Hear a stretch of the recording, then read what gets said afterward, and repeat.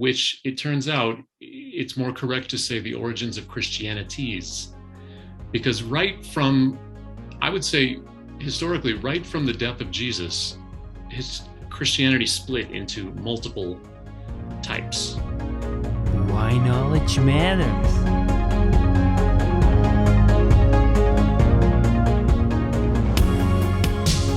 Dr. Joshua Schachterle, welcome on the show. It's such a pleasure to have you on. Thank you. Thank you for inviting me. And this is very interesting. And I think I looked a little bit through your social media, and you're really someone who has something to contribute when it comes to early Christianity. Now, first question, what is meant with early Christianity?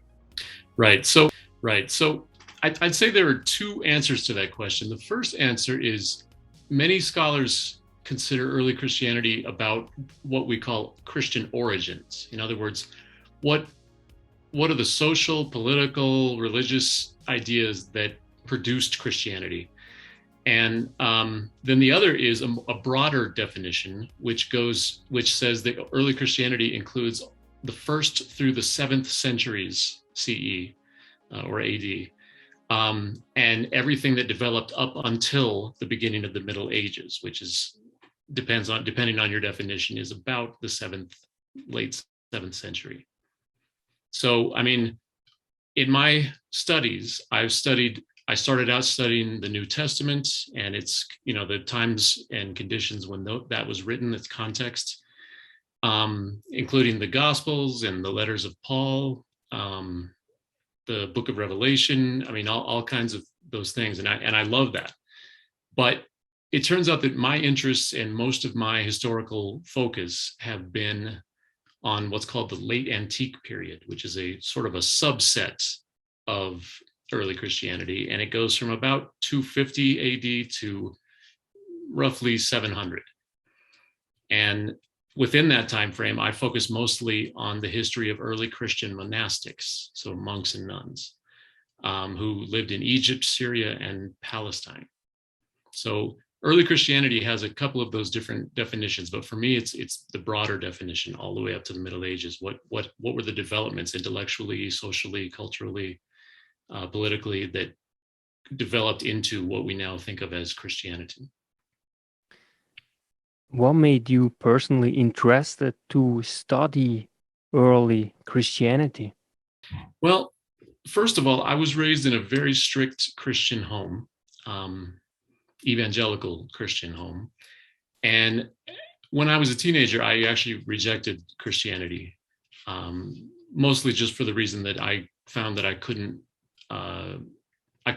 believe the things that I was supposed to believe in order to call myself a Christian, at least in the tradition that I grew up in. But in thinking about that, so this is in my late teens, early 20s, in thinking about what I was rejecting, I found it interesting to read about the origins of Christianity, which it turns out it's more correct to say the origins of Christianities, because right from, I would say historically, right from the death of Jesus, his Christianity split into multiple types. There was never just one whole Christianity. So when people ask about what did Christians do, I have to usually ask which Christians. And unsurprisingly, most people don't even know about that stuff, because that's what we learn about in church or even in school about Christianity is normally about the group that won. I mean, there were these multiple competing Christianities for centuries. And you could even say there are today, and to some extent, right? I mean, there are different denominations. There are Catholic and Protestant. There are Orthodox. There are Mormon. I mean, there are all different forms of Christianity. And it's been like that from the very beginning of its history.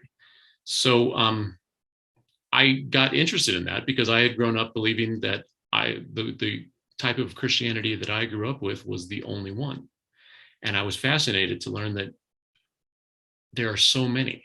And in graduate school, frankly, I met lots of different kinds of Christians, and I was shocked. I wasn't that young, but I was a little naive about Christianity. I kind of still figured everybody believed and practiced what I had grown up believing and practicing. And the range of practice, belief, ideas was so enormous among different Christians that it became hard to define what a Christian is, either in the ancient world or the modern world. So in the middle of all that, I discovered originally I discovered a book from the ancient world, a compilation of sayings and stories about and by monks and nuns called The Sayings of the Desert Fathers. And it was from about the 4th century.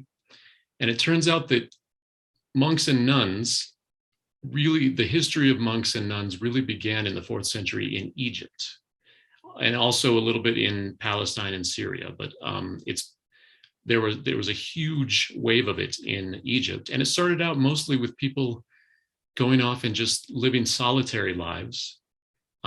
It wasn't monasteries originally. It was just solitaries living in caves or building stone huts and living alone and praying and practicing what is called asceticism. Are you familiar with that word? Yeah, I have heard it, Yeah, so asceticism in general means like self-denial for spiritual reasons. And that's something that you'll find in every religion. I mean, I've studied at least a little bit of most of the world religions. You certainly find it in Hinduism as a way to sort of improve your spiritual condition. You find it in Islam. I think it's done in Islam for many reasons, but it's certainly done. One of the reasons is certainly that they want you to have empathy for the poor, for people that don't have enough to eat.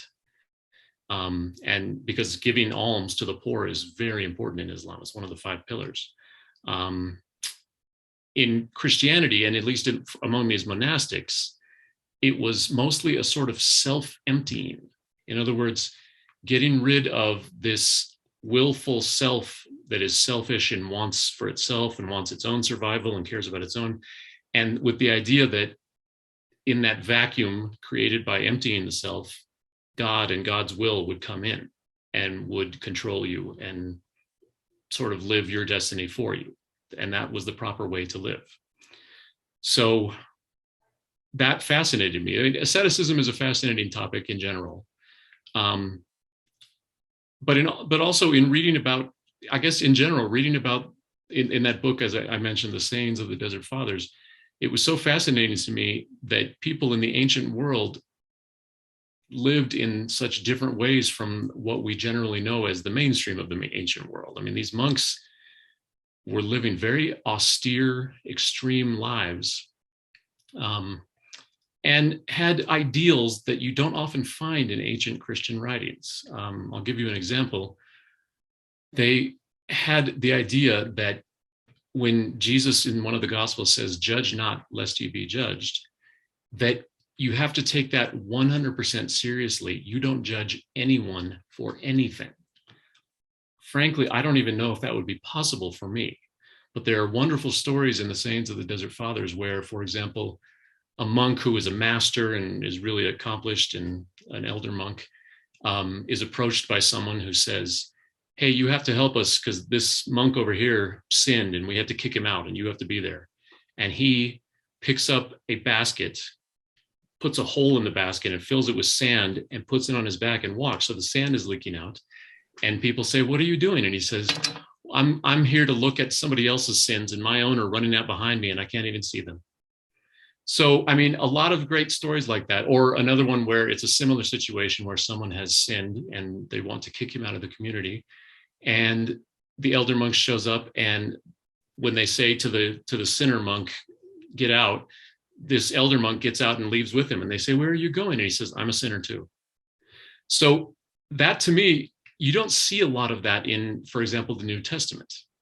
Jesus says, "Don't judge," but people judge. And so that was fascinating to me.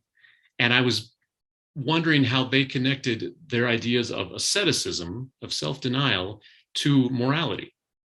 And they seemed to think that over time, asceticism transformed not just the body, but the soul into a better person, a kinder person, a person that is more like Christ. And I just thought that was absolutely fascinating. And that's also what led me to the book that I wrote that is coming out in September. in reading about these monks, that the Sayings of the Desert Fathers was only the beginning. There's a huge amount of literature from that time, some of it about monks, some of it by monks, and much of it both. So I discovered a monk named John Cassian. And John Cassian, the name of my book is John Cassian and the Creation of Monastic Subjectivity. And John Cassian was a monk. He was actually born into a Latin-speaking family in the Roman Empire in what is now Romania. And he ended up going to Bethlehem in Palestine to become a monk. And after a while of being there in a monastery, sort of what we think of as monks, huge number of monks and living together. And after a while of being there, someone came who was from Egypt and told all these stories about the monks of Egypt. And the monks of Egypt had been written about already by that time and were kind of seen as heroes. Stories of their lives, especially one called The Life of Antony, who was often called the father of monasticism, were bestsellers in the ancient world. People read them an incredible amount. And so after hearing and reading those stories, he and another young monk decided they had to travel to Egypt and see these monks and meet them for themselves. So they did, and they ended up becoming monks in Egypt for about 15 years. And then a lot of things happened, a lot of difficult things happened, and Cassian had to leave Egypt. He went to Constantinople, which is modern Istanbul, for a short time, and then to Rome. And then finally, at the end of his life, ended up in what is now France, in Marseille, was then called the province of Gaul.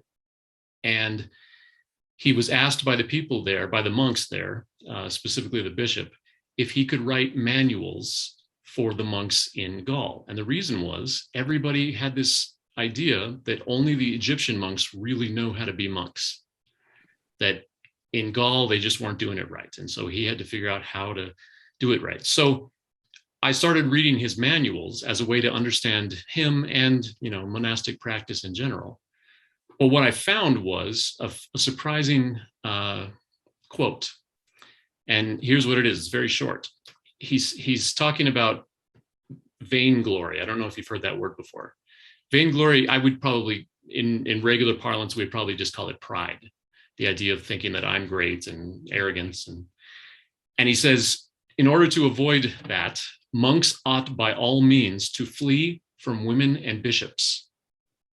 Now, if he just said monks should flee from women, that would be understandable, because in the ancient world, women were seen often as temptresses. It wasn't seen as, oh, the man's sexual appetite is the problem. It was seen as women tempt us, and that's not our fault. So the idea of monks who were supposed to be celibate, avoiding women, that makes perfect sense. But avoiding bishops was fascinating to me. And Cassian himself says, this is not my phrase. This is a phrase that everybody says in Egypt, all the monks. So I had to start asking myself, why would you have to avoid bishops? Now, avoiding women, okay, you're avoiding desire, you're avoiding sexuality. But bishops, well, and what does that have to do? What does avoiding bishops have to do with avoiding vainglory or pride? Well, it turns out that monks thought that the ambition to become somebody important in the church, a priest, a bishop, a deacon, would cause you to have vainglory. And the most important virtue for monks was humility. You had to be humble, or you would not, in their words, enter the kingdom of heaven. And so they thought that importance was dangerous for a monk, and that it would kind of wreck the monk's vocation. And so at the time, that ended up being my question, my research question, which drove the whole thing. And what the answer I came to after a lot of research was that John Cassian wanted monks and nuns, the monastic part of the church, to be its own separate part of the church. In other words, to be its own authority, so that bishops would not have authority over them, priests would not have authority over them, deacons would not have authority over them, because those people couldn't really understand the way of life of monastics.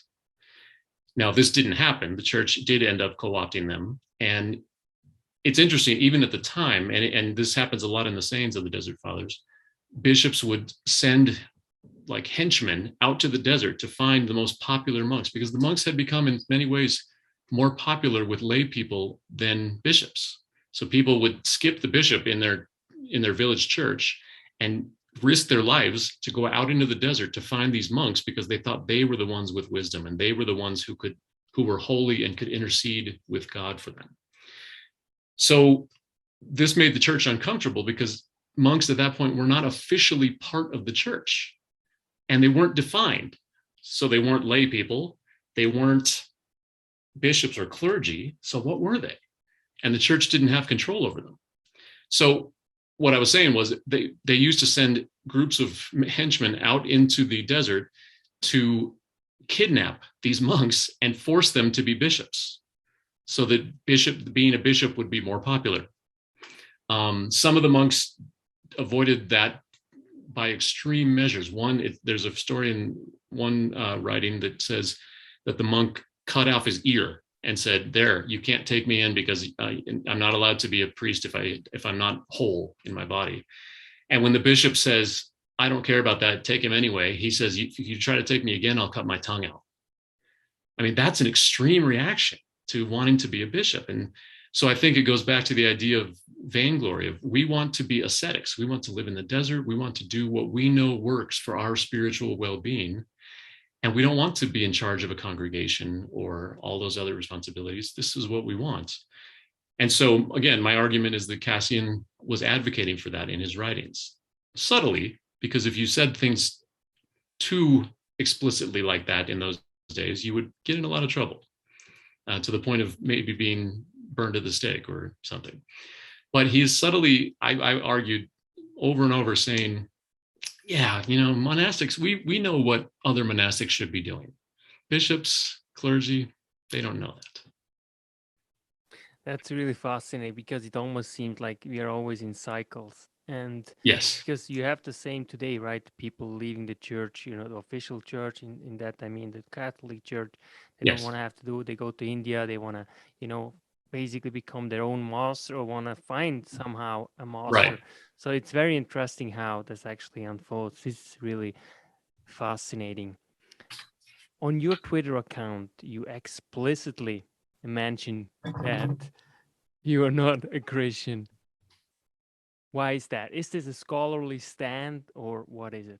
So it's partly a scholarly stand, but I'll tell you the main reason is simply that people, when they saw that I was a scholar of early Christianity, they would often come to me and say things like, "Hey, I need spiritual advice. I'm a Christian and I need to know, how should I live? And what does this Bible passage mean?" And not only am I not qualified to do that, I'm not interested in that.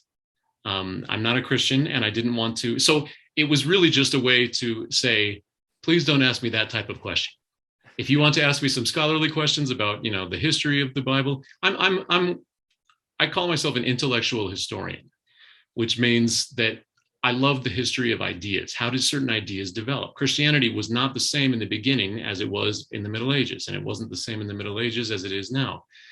And I love to see the development of those ideas.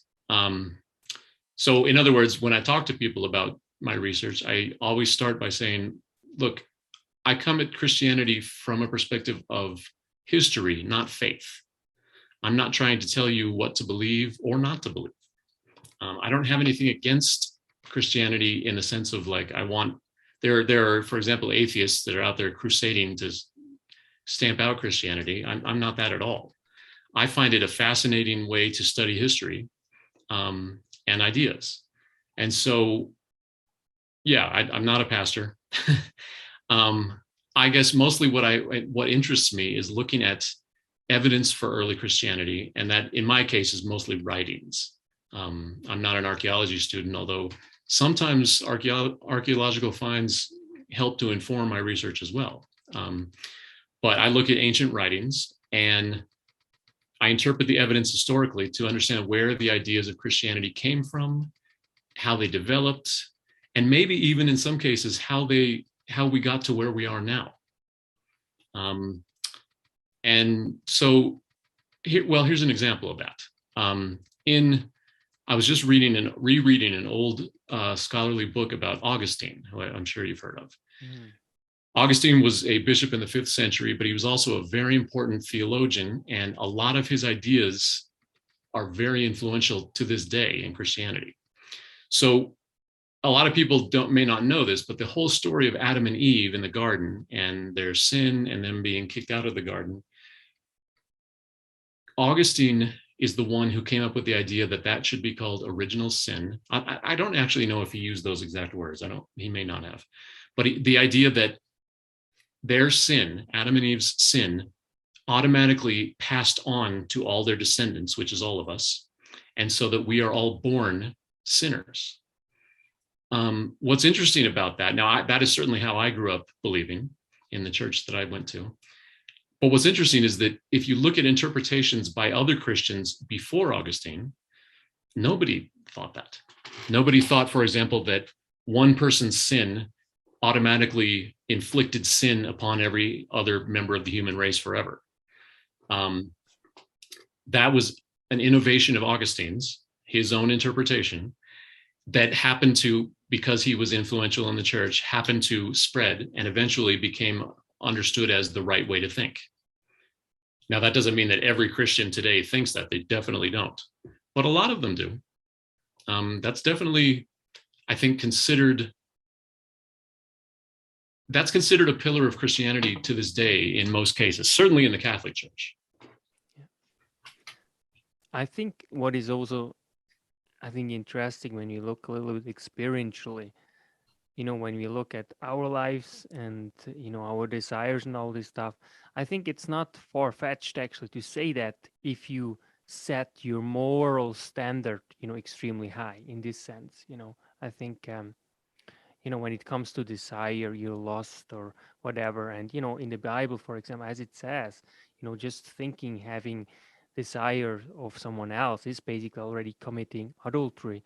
Right. I think one aspect also is so interesting because now we have the science too.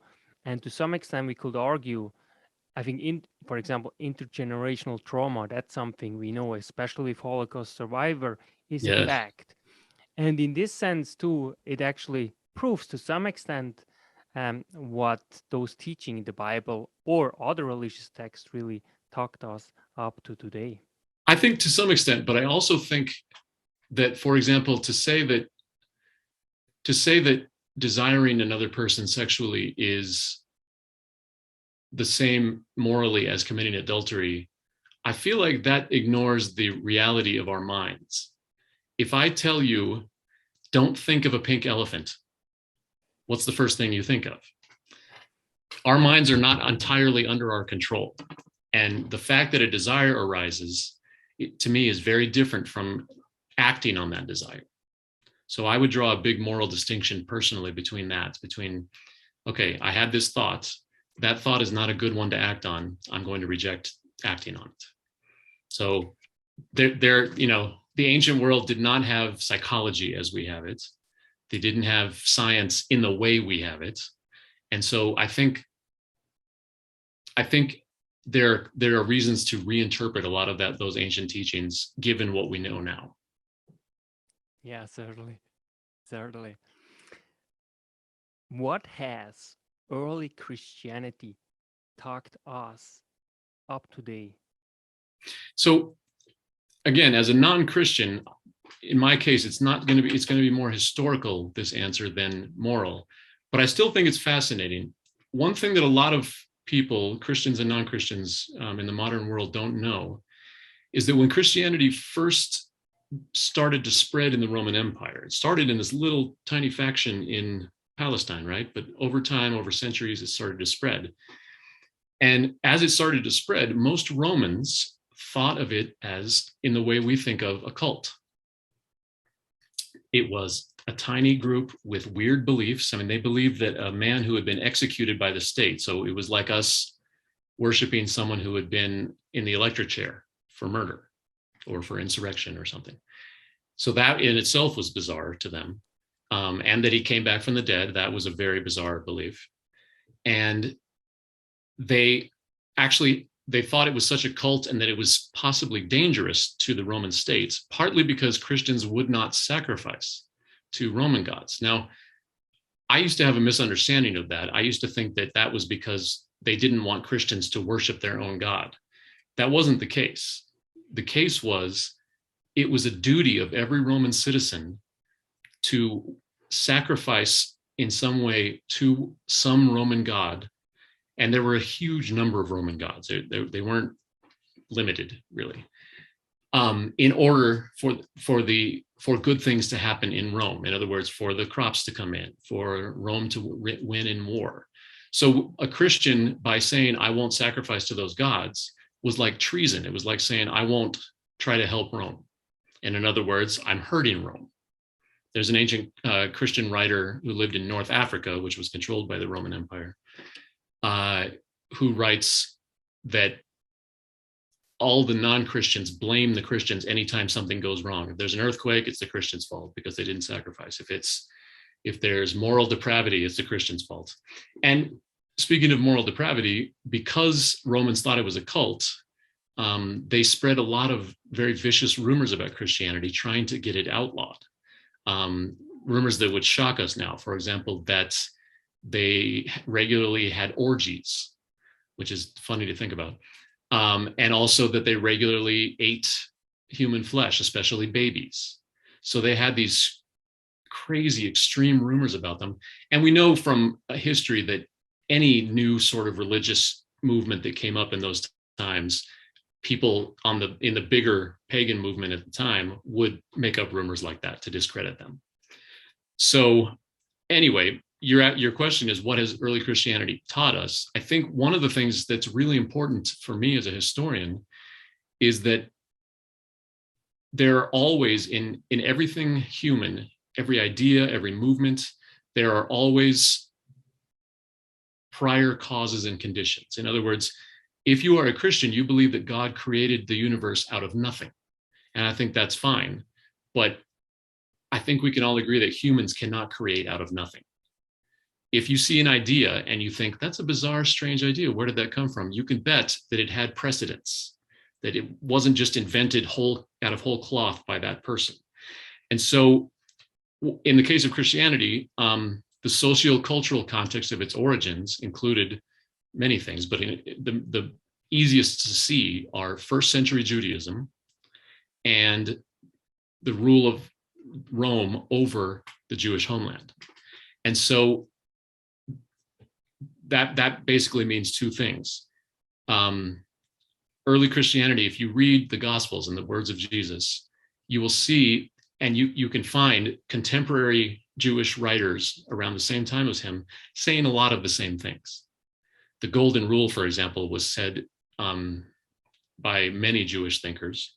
A lot of what Jesus said about being kind, about forgiving, about all of those sorts of things, about compassion and kindness, all had Jewish precedents. So it was not something that came out of nothing and just exploded into, wow, these are completely new ideas. His Jewish hearers would have recognized most of these ideas. The other thing, when it comes to Rome, is Christianity, Rome was an extremely dominant power at the time of Christianity in the first century. And yet it seems that, obviously we know there were Jewish movements against them to try to liberate their homeland. But there were also sort of subtle Christian movements. They weren't military. They weren't attacking or trying to do a coup d'etat or something. But in the way they wrote about God and Jesus, you could see that they were against the empire. One of the earliest Christian affirmations of faith, for example, was Jesus is Lord. Now, to modern Christians, that just sounds simple. It's like, yeah, well, Jesus is Lord, great. But what that meant at the time, the word Lord, or kurios in Greek, was a political term. So it was most often used for the highest people in office, especially the emperor. So these people, when there are arguments and plaques and monuments saying Caesar is Lord, and then these people are writing Jesus is Lord, that's directly in opposition to the Roman Empire, which is extremely dangerous thing to do. So it turns out that they were a political faction as well, in the sense that they thought the world should not be ruled by Rome, because Rome is corrupt. Rome are corrupt human beings. The world should be ruled by God, and that is what Jesus meant when he talks about the kingdom of God or the kingdom of heaven. He didn't mean up in space somewhere. He meant it. Those of us acting well, acting in the right ways, bring that kingdom of God to earth. Make the earth a kingdom of God. Does that make sense? Yeah, absolutely. Yeah. How much of early Christianity is left today in the first century, and how much does it influence still, if at all, our lives? Yeah, Say, so in the West. So that's a great question and a very difficult one to answer, and I'll explain why, and then I'll tell you what I think. In the ancient world, about 10% of people at most could read and write. So, and of course, that 10% were the wealthiest 10%. They were the only ones who could be educated. And most of them, by the way, were men. Women could be educated if they were in the higher echelons of society, but even then, it wasn't as common as it was for the men. And so, because you have these tiny fractions of people that are writing at the time, part of the problem with studying ancient writings of any kind, including Christianity, is that they give us only the perspective of those wealthy elite people. The vast majority, the other 90% who are just barely surviving and are extremely poor in most cases, we have no idea what their perspective was, because they couldn't leave us any writings. We have to guess a lot. And so, for example, I mentioned Augustine earlier. Augustine was extremely influential, and he was the bishop of a church. So he had congregations that he spoke to, and I'm sure they were influenced by him. But we have no way of knowing to what extent. Like, did they all believe in original sin the way he outlined it? Or did a lot of them disagree and just sort of go, I don't believe that. We don't know. And we also, in the same way, we don't know a lot of what kinds of beliefs a lot of early Christians had. We don't know all the practices they had. I will say that if you look at, I don't know if you've heard of, I don't know what your background is religiously, but if you've heard of the Nicene Creed. No. Okay, well, that's okay. That's okay. That's why I asked. When an emperor called Constantine in the 4th century, he was the first Roman emperor to convert to Christianity. So this is like, 400 years after, well, a little over 300 years after the death of Jesus. The emperor converts to Christianity. Now, that was important for a lot of reasons, but one of them is that he decided, he looked out on the landscape of Christian belief and practice and realized that there were so many competing Christianities, and politically, it was very expedient for him to form them all into one belief and say, this is Christian, because that was much easier to control and much easier to decide who was right and who was wrong. But that was always going to be a fight. So what he did was he convened a council in the city of Nicaea, which was in Turkey, modern Turkey. And he had, we still don't know if this is true, but the stories written about it say that there were 318 bishops there, and from all over the Roman Empire. And they got in there and they debated what should be believed. And I won't go into a lot of details, but what they ended up hammering out are basic, what I would call propositional beliefs that you have to say yes to in order to claim Christianity as your religion. And a lot of those, I would say, and again, this is 300 years after the beginning of Christianity. These beliefs had not been there originally. But a lot of those beliefs continue as Christian beliefs. So, for example, there's only one God. God created the universe. Jesus was God's son. I'm going to forget a lot of the things now. God will come to judge the living and the dead at the end of the world. Things like that you have to assent to and agree to if you are to be a Christian in most traditions, certainly in the one I grew up in, although there are many that don't agree with those. So I would say that is a survival for the most part. I would also say, though, that you have to remember that and this happens in all religions. This is one thing I find fascinating about religions, is when a religion spreads from its country of origin to another country, it changes. And it usually changes because of the culture of the people in the destination, in the new place. So for example, when Buddhism was founded in Nepal and India, when it spread to China, it became very different. And that was because it took on characteristics of Chinese culture and religion. And that tends to happen everywhere. And it happened certainly in Christianity. So after the end of the Roman Empire, when Christianity spread to beyond Europe to, Christianity is now everywhere. When it spread to China, it became different from the way it was in Palestine, which was different from the way it became in Turkey, which is different from the way it became in France. And so it's very hard to know, looking at those different writings, even in the ancient world, which of those practices and beliefs that they outline are universal to all Christians at the time, if any, or which are just local to that group because that was the way it developed locally there. Here's an example.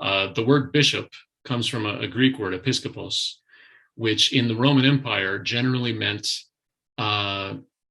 like an overseer, a boss, someone who supervises or guards. And so in Rome, this was a kind of government office. So let's say you're in the office of finance. If you are the boss of that office, you are the episkopos, the bishop. Well, obviously Christianity took on that word, but that was a Roman word and a Roman idea. That didn't come from Jesus or Paul or any of those people. It wasn't something that was original to it. It was picked up later because Christianity became important in Rome. So it always took on those local features. So it's hard to know.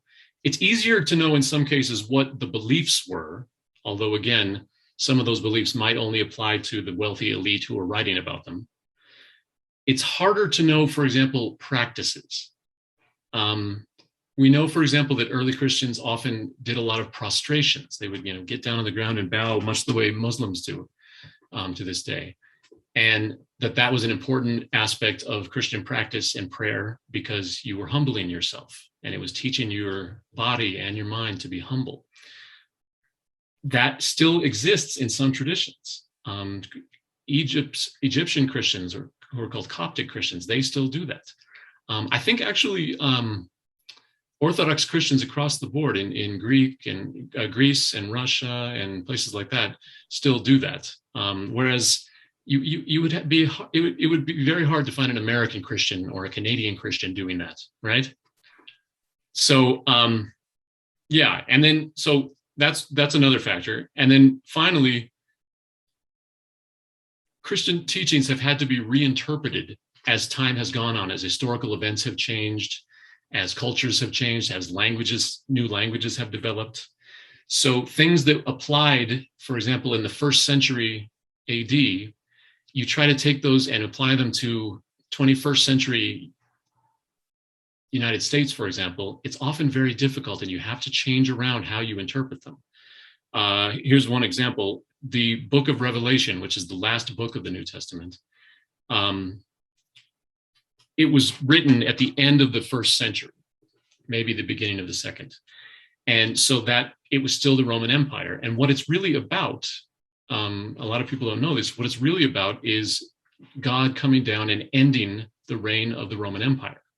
So as I mentioned before, there was a lot of anti-Roman Empire sentiment in early Christianity. And that's what this book is about. It is about Jesus coming down with a sword and destroying Rome. But in the 1800s, groups of Christians in England and the United States came to believe that it was about the end of the world, not the end of Rome. And so that was a total reinterpretation on their part. It wouldn't have made sense on their part to make universal teachings about the end of Rome because Rome was already gone. Rome as an empire was no longer an influence, didn't matter anymore. So they took the modern world and said, no, it must not be about that. It must be about the end of the planet and how we can avoid being the ones who go down for eternal punishment in hell and be the ones who go up with Jesus to heaven. That's a complete reinterpretation, which as a historian, I have to refute because the facts in the book don't fit it. But I can't define the way people believe or interpret things like that. All I can do is say, this is the evidence that I see, and this is what I know about that time and that context. So Christians in general have to interpret those things for themselves. And as history goes on, they will have to continue to reinterpret those things to fit their new context. Yeah, that's really fascinating. I think it's also really important. Again, you are a historian in this sense of early Christianity, and it's obviously different because you look at the facts and a claim like, resurrection, it just doesn't really fit. And yet, it can be very interesting, and it differs from other faiths. When we look at Christianity, what happens, for example, it's a really radical, right?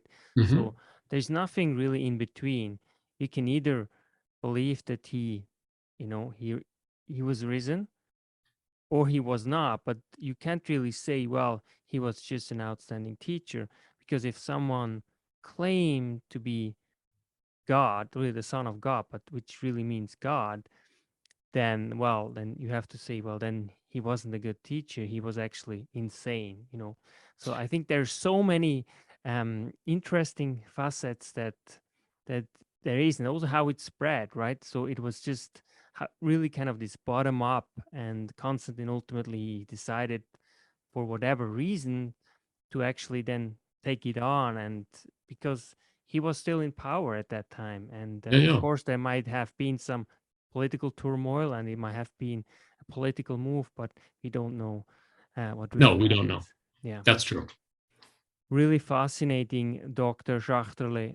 Now, last question, and here really I ask you to contemplate like early Christianity and the today's context we live in, with a lot of political, social, and really environmental disruption. What makes you hopeful for the future? Well, first, I'll say two things. First of all, I think it's always possible. The turmoil happens again and again throughout history. When you go back as far as I go back in my studies, a couple of thousand years or more, you see constant turmoil. We're living through a pandemic. There were many pandemics in the ancient world, and they didn't have half the knowledge we had. And yet some people survived and they moved on. There have been wars and terrible treatment of people throughout history. And yet people generally tend to survive and they move on. Now, again, this is not to say that those things aren't terrible or that we should just brush them off and, it's no big deal. Absolutely not. But it's always hopeful to me to know that if people in the ancient world could survive things like pandemics, surely we can survive well this too, and we can learn from them. So that's the biggest thing I take from history. The other thing I take is a little more personal. I absolutely love the study of early Christianity, despite the fact that I'm not religious myself. And despite the fact, what I think is fascinating is despite the fact that all of it happened centuries ago, scholars are still finding new ways to understand and interpret the writings that we have. While archaeologists are still finding new material evidence for those things. So all of this gives us new and expanded ways to see Christian history. And I find that exciting and hope to participate for years to come. And I'll give you a couple of examples of that. One of my favorite scholars right now is a woman named Annette Yoshiko Reed, who was at NYU. And she studies Jewish Judaica, Jewish studies. She put out a book recently in which she decided to study early Christianity as a facet of Jewish history or the history of Judaism, rather than the way it usually goes, which is study Judaism as a stepping stone to Christianity. And that book changed everything for me. It was like, oh my God, I hadn't thought of Christianity as, wow, what did that do to Judaism? How did it influence Judaism? What did Judaism do post-Christianity? There's a whole huge, wide array of studies that can be done from that perspective. And I find that wonderful. And the other one is, this one came out, 40 years ago, but I'm still going to say it because it was very new and innovative at the time. There was a scholar at Princeton in the early 80s named Peter Brown. and he wrote a book called The Cult of the Saints. So he was writing about how in early Roman Christianity, they started for the first time praying to saints. And the understood idea by scholars at that time was that, oh, this was just something that the poor brought in as a holdover from their previous pagan religions. In other words, they took the gods and made them saints and then prayed to them. And that seems like a reasonable thing to assume. But Peter Brown found a lot of evidence that instead what was happening, it wasn't coming from the lower classes up, it was coming from the upper classes down, because there was a system that was called the patron-client system in early Rome. And what this means is wealthy people would use their money and influence for their clients who were, for example, writing things for them or doing jobs for them or getting them into the Senate or things like that. And so what Peter Brown ends up finding is that the same language used for that patron-client system is used for the saints. So the saints they actually became the new patrons. And people thought of them as their patrons. They prayed, please use your influence on God, intercede for me to get my daughter a husband, or things like that. So that made perfect sense, but it kind of blew the field open at the time, because it was totally against the way it had been assumed to be.